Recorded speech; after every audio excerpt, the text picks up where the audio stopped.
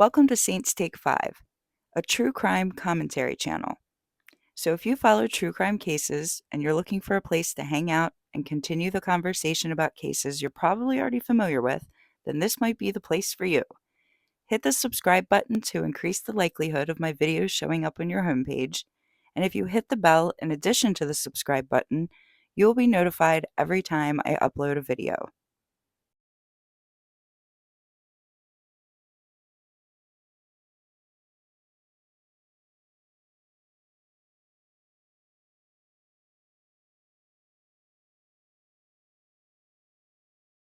Around 5:30 p.m. on Saturday, September 6, 1975, Sylvia Lwowski, age 22, left her family's Staten Island home to go on a movie date with her fiancé, Frank. They headed to the Island Theater located in the Kmart shopping center off of Richmond Avenue, a 10-minute drive from Sylvia's house. I imagine that Sylvia probably breathed a sigh of relief as she put on her seatbelt and set her purse in her lap. She had spent the early afternoon shopping with her best friend Lauren, and although the girls had a great time, the mall was packed and Sylvia was worried that she would be late for her date. Lauren dropped her off around 4 p.m., and Sylvia had spent the past hour and a half rushing to look pretty for her sweetheart. Around 10:30 that night, Lauren was at her house, sitting on the porch, talking and laughing with some of her neighborhood friends, trying to hold tight to that tail end of summer that was quickly slipping away. The friends grew silent when an approaching car suddenly stopped out front of Lauren's house. Lauren got up to investigate, and as she walked closer, she realized that it was Sylvia's fiancé, Frank. He rolled down the window, and Lauren could immediately see that he was angry. He explained that he and Sylvia had gotten into a fight after the movie. Sylvia got out of the car, declaring that she'd get a bus instead, and walked off. Frank lost sight of her and couldn't find her, so he asked if Lauren could go pick her up, and then he drove off. Lauren and her father drove to pick up Sylvia, but they didn't see her. She wasn't at any of the bus stops or payphones. They assumed that she had boarded the bus and that they had just missed her. When Lauren and her father returned home, Lauren called Sylvia's house, but Miss Eva said that she wasn't home yet. Lauren asked Miss Eva to tell Sylvia to call her when she got in. Lauren waited for Sylvia's call, but eventually she went to sleep, assuming that Sylvia was probably tired and didn't want to talk about the fight. She figured Sylvia would tell her all about it in the morning.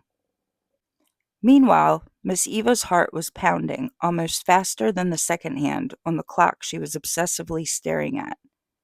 Her daughter's fiancé had come to the house hours ago, delivering the news that he and Sylvia had gotten into a fight in his car after their movie date, and Sylvia was so angry that she threw her glasses at the dashboard, exited the vehicle, and ran off. She was missing. He couldn't find her. Miss Eva didn't know what to do. Even Lauren had called the house asking for Sylvia. If Sylvia wasn't with her fiancé or her best friend, where on earth could she be?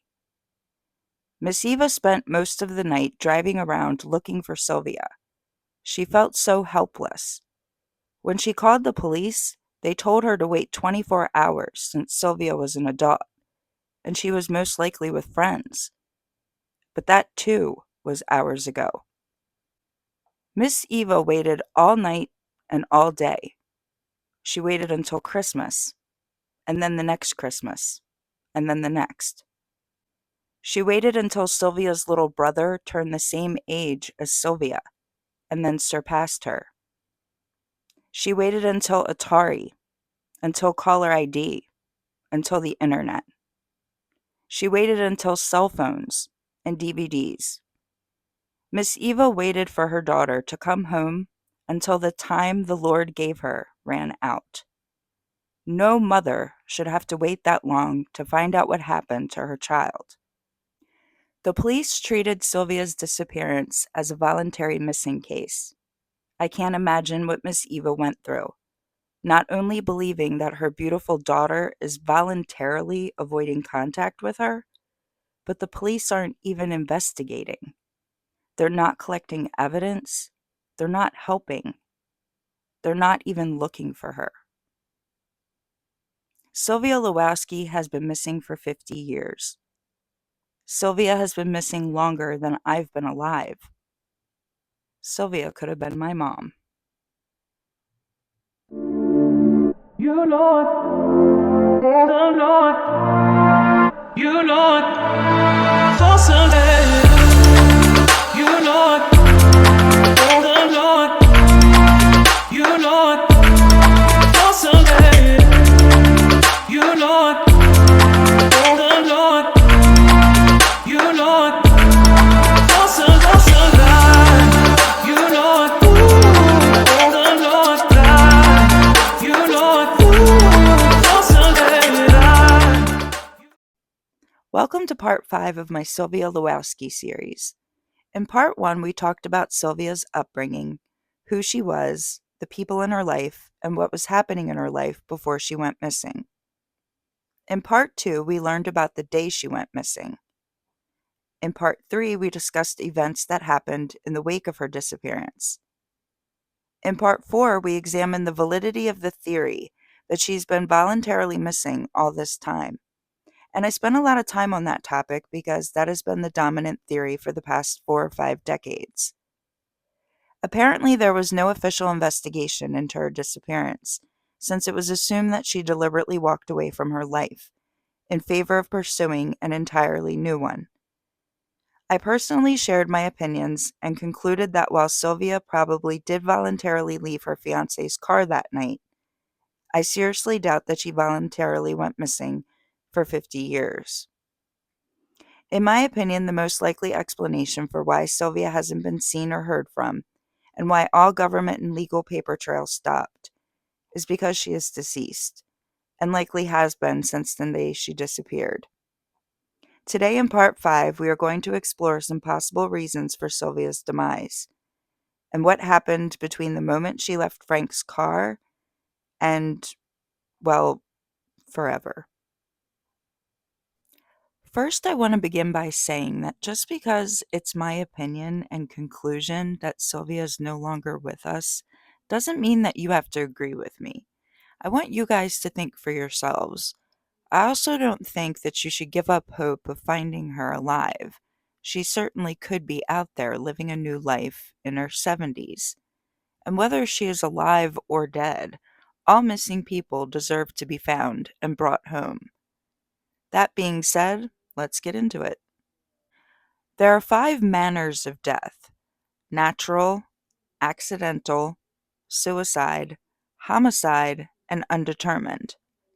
There are seemingly endless causes of death that fall under those categories, but we're just going to mainly focus on the 5 manners in a general, non-expert sense. So let's consider the possibility of Sylvia dying a natural death. The natural manner of death usually refers to a death resulting from a person reaching the end of the average human lifespan. As we age, our organs are aging too, and like old cars, we don't get around like we used to, and everything starts conking out on us. Eventually, we die of old age, a natural death. When a child or a younger person dies due to complications from a health condition or terminal illness, that is also usually considered a natural death. And even though there seems to be nothing natural about an early demise, it's still natural. Diseases like emphysema and cirrhosis are also considered natural deaths, even though some people argue that years of smoking and drinking could be considered a slow suicide or a poisoning. Rabies and malaria are also examples of natural death causes, even though it seems so frighteningly unnatural. So I would say that natural deaths are usually due to organ failure from the aging process, a defect or health condition, or an illness or disease process. I think that it is highly unlikely that Sylvia fell victim to a natural death, after she left Frank's car. Sylvia was a very healthy 22-year-old.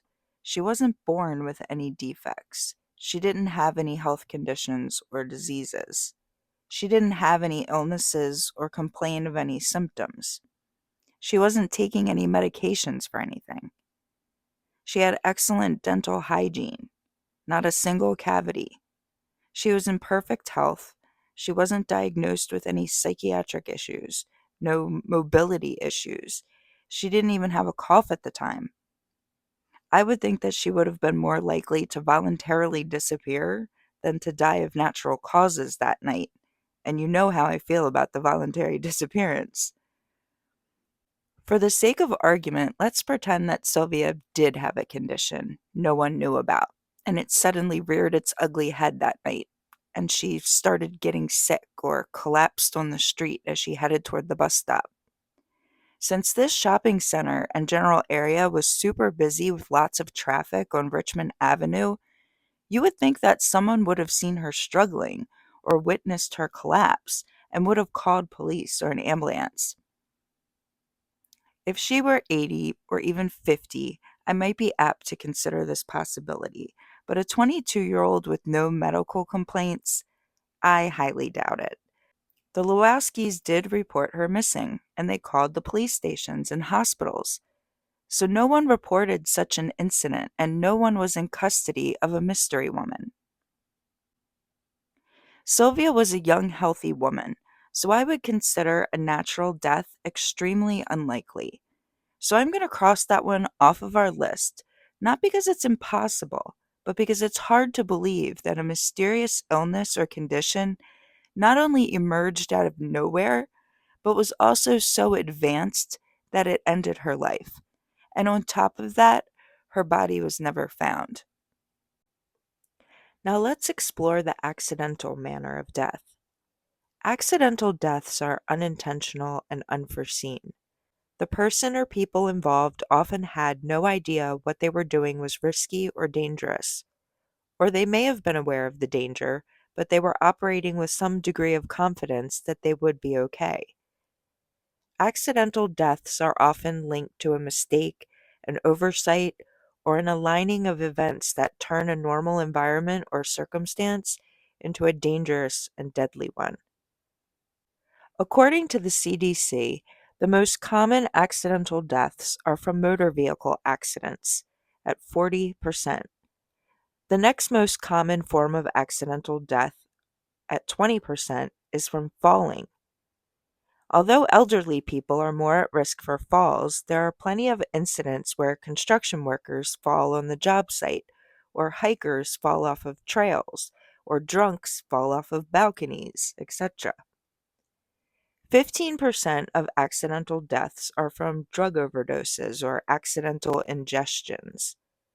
Sometimes people take incorrect dosages, suffer from allergic reactions, or they take multiple medications that shouldn't be mixed together. Other somewhat common examples of accidental deaths include things like drowning, suffocation, as in choking on food and objects, and burns from fires, liquids, or electricity. I thought it was interesting that spider and snake bites are considered accidental. If you guys remember what I said earlier about rabies being considered a natural death, but spiders and snake bites are accidental. It has something to do with the fact that rabies is a disease process, a condition that gets worse over a longer period of time, and the person dies of that disease's symptoms and complications. Where the spider and snake bites, that's a venom that almost instantaneously kills or within minutes or hours. So there's no prolonged disease process there. It's an immediate poison. Anyway, I'll leave the link to this super interesting PDF on manner of death in the description box, and the link to the CDC where I got some of that information for those of you who might be interested. I just thought it was really interesting. I think it is certainly possible that Sylvia may have had a terrible accident the night of her disappearance. I mean, I'm not a statistics expert, so this is just a guess, but I would think that an accidental death would be more likely than voluntarily missing for half a century, and more likely than a natural death at 22 years old. There are many crazy things that could have caused her accidental death. There's probably thousands of possibilities, but we would have to narrow it down to what would seem feasible on Staten Island in 1975, around 6 p.m. on a September Saturday, to a healthy young lady walking away from her fiance's car after a fight. For example, while there are many causes of accidental deaths, a polar bear attack in this region is damn near impossible, so it borders on just plain ridiculous. Therefore, spending time on such theories would waste more time than investigators already have. So why bother going there, you know? So, in terms of accidental deaths, considering the circumstances, what types of accidental deaths could you guys possibly see happening to Sylvia? I think that since the largest portion of accidental deaths involve motor vehicle accidents, and then we combine that with the details that Sylvia exited her fiance's car at a stop sign slash intersection slash traffic jam, that we should consider the possibility of an accidental death associated with a motor vehicle. Now, we have no evidence that Frank and Sylvia got into a car accident. I wondered if maybe her eyeglasses being, quote, thrown at the dashboard really meant that her head collided with the dashboard in some sort of slamming on the brakes incident in a high speed condition, like a race between testosteronal young males or a fight between the couple. From my own experiences, I know that men, especially, and really people in general, will tend to speed or drive erratically if they're angry and engaging in a huge argument with their partner while driving. I've seen and lived through scenarios where the driver will put the pedal to the metal and drive so fast that the passenger's stomach feels like it just jumped in the back seat. It's scary. The passenger will often have to yell and scream for the driver to slow down and demand that they let them out of the car at the next stop, opting to walk home rather than put themselves in this dangerous scenario. It can be a form of road rage. It can be a form of abuse to their partner. Sometimes the passenger won't yell and scream. They'll take a calmer approach, de escalating the situation by apologizing, taking blame, begging the driver to calm down, or folding to the driver's demands, etc. While I think it's very possible that this kind of behavior could have been a component to their fight in the car that night, I doubt that there was a death that resulted from it. There was no external damage to Frank's car. There was no collision with another car, object, or person. I don't know if slamming on the brakes would have created enough force to launch her face to the dashboard. If it was an accident, even if Frank was driving recklessly on purpose, it would still be an accident. He wouldn't have intended to hurt or kill Sylvia, so he likely would have called for help, possibly cursing himself for being an idiot driver, but trying to save her regardless.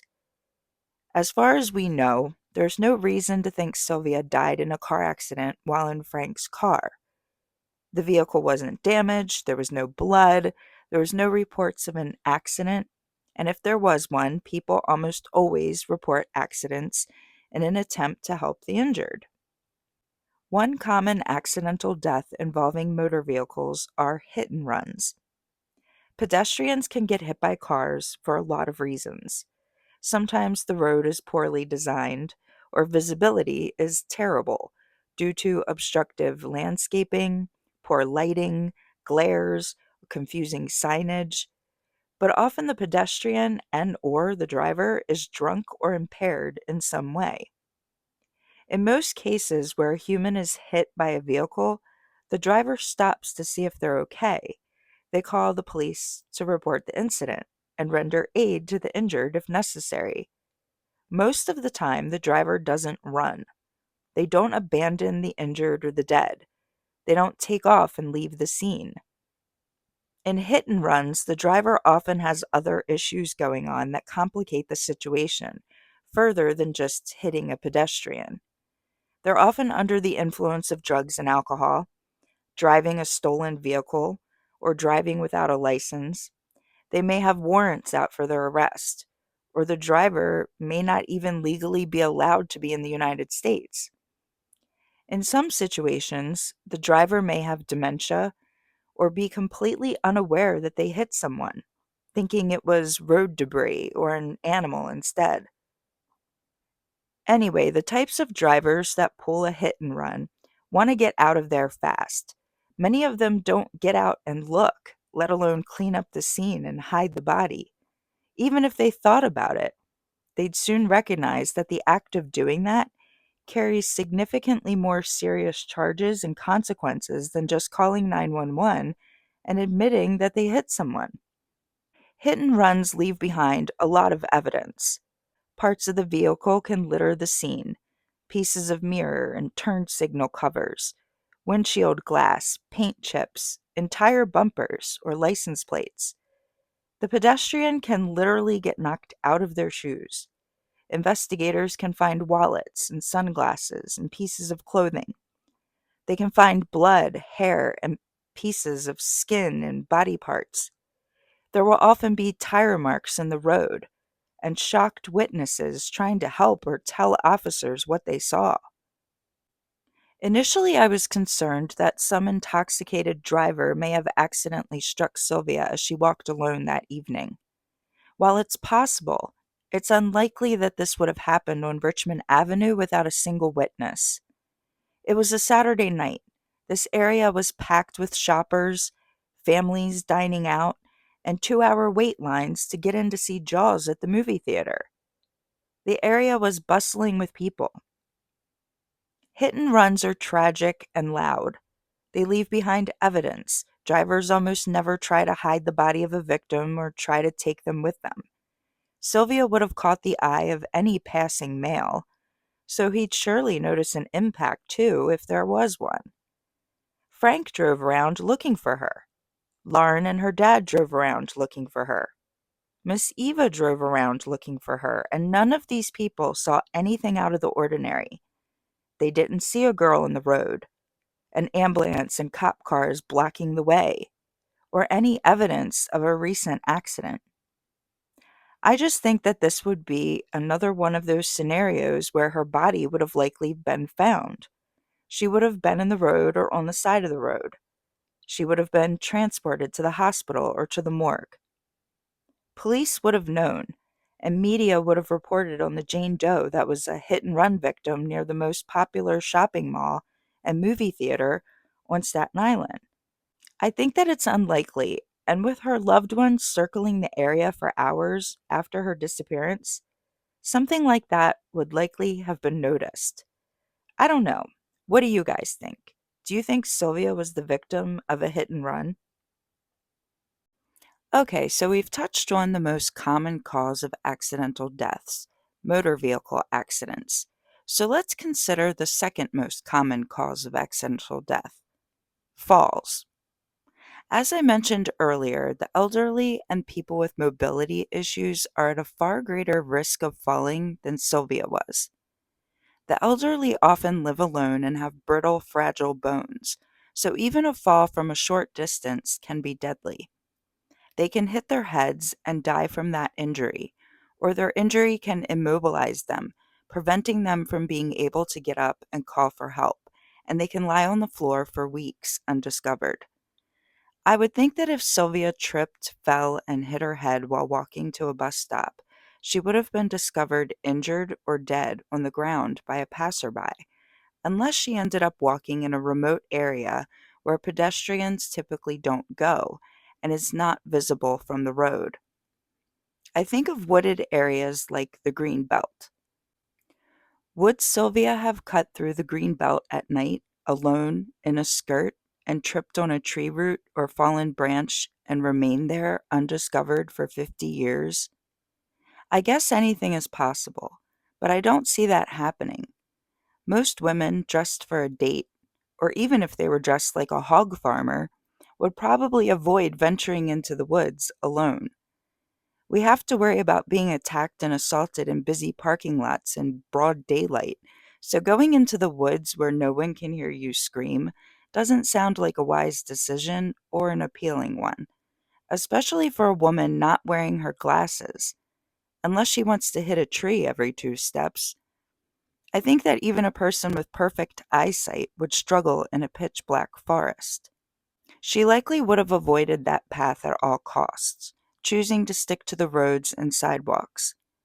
If her body is ever found in the green belt, I don't think anyone could convince me that someone didn't dump her there, because I would have a hard time believing she willingly went in there alone.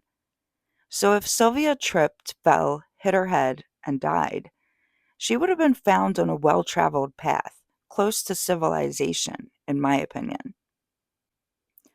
So where on Staten Island could Sylvia have fallen and not been found for 5 decades? I actually wondered about the possibility of a fall when I first heard about this case many years ago. It was always so baffling to me how seemingly seconds after Sylvia exited Frank's car, she disappeared. I couldn't understand how quickly Frank lost sight of her. She just stepped out. How long did he look away? Was anything obstructing his view? Buildings or bushes? We don't know, but she was there 1 minute and then gone the next. How does someone get out of your car and then in the blink of an eye there's no sign of them? I thought, what if she fell into a manhole? That could explain why she vanished from view so quickly. But does Staten Island even have manholes? Well, it turns out that they actually do. Staten Island does not have a subway system like the rest of New York, but they do have manholes. For those that don't know, manholes are deliberately constructed round holes in the ground that are covered by heavy metal lids that are flush with the roads or sidewalks, and they serve as entry points for utility workers to gain access to underground sewers, pipes, electrical wires, and other systems necessary to operate the city. While most of us civilians have never even gone down there and don't even know what it looks like, it's not a ghost town. Workers often go down there to fix things, install things, and conduct regular inspections. Most of the time, manholes have lids on them, so pedestrians usually don't have to worry about accidentally falling in. If a manhole isn't covered, it's usually because workers are active on the scene. It would be hard to miss a crew of workers in fluorescent vests and hard hats swarmed around the hole. They usually put up orange traffic cones and tape off the perimeter to keep passerbys safe while they work.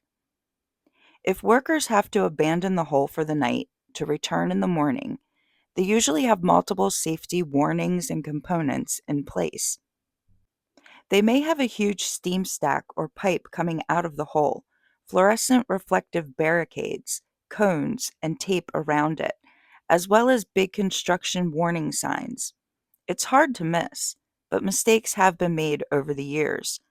I'll let you guys look into manhole accidents and explosions in New York because I was pretty shocked and horrified by some of the things I came across online. Luckily, these things are not normal occurrences, and it's unlikely that a manhole was left uncovered without warnings, and then Sylvia came along and fell in. It does make me wonder, though, since she was distracted by her emotions and she didn't have her glasses. But again, you would think that after 50 years of workers maintaining our underground utilities, that the body of a young woman would have been found by now. Speaking of construction, Staten Island was undergoing some changes around that time. In the early 1970s, the Staten Island Mall was only a few years old, so what other areas were being built? I don't know, but I know there are potential dangers walking through a construction site. But I doubt that Sylvia would choose to take a route through a dirty, muddy, dangerous area like that in the dark. I would think she would have been extra cautious to avoid those types of areas while missing her glasses. She wasn't drunk. She was well aware that wouldn't be smart. If Sylvia had suffered a fall, I think that she would have been found by now.